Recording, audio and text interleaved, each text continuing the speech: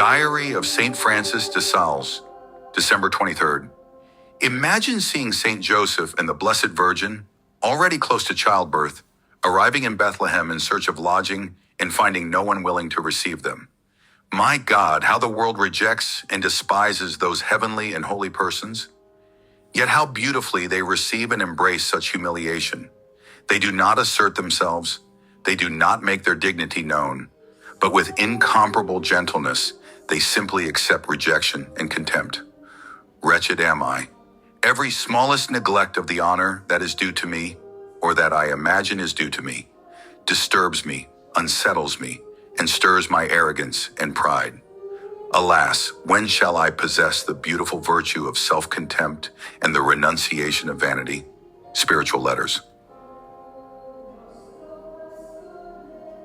On December 23rd, 1596, while faithfully exercising his pastoral ministry in the Chablais, St. Francis de Sales granted absolution to several converts and for 3 days and 3 nights remained without sleep and almost without food, occupied with the restoration of the Church of Saint Hippolytus in Thonon, which had to be purified because of the profanations committed by the Calvinists.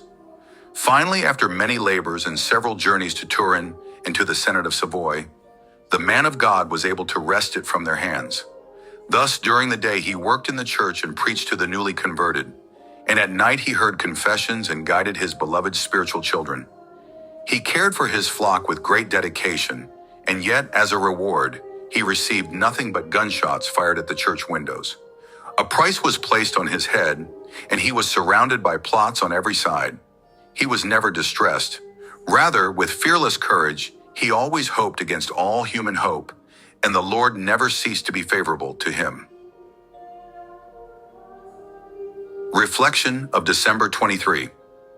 Today, St. Francis de Sales invites us to contemplate the mystery of quiet humility. Mary and Joseph, rejected in Bethlehem, do not defend themselves nor claim their rights. They receive contempt with gentleness and trust in God. Before this example, the saint recognizes how easily pride is stirred when our honor, real or imagined, is wounded, even slightly. Francis lives what he contemplates. He serves tirelessly, cares for his flock, restores profane churches, and accompanies souls, even while facing threats, persecution, and contempt. He does not grow bitter or discouraged. His strength flows from a hope that does not rest on human approval, but on God alone.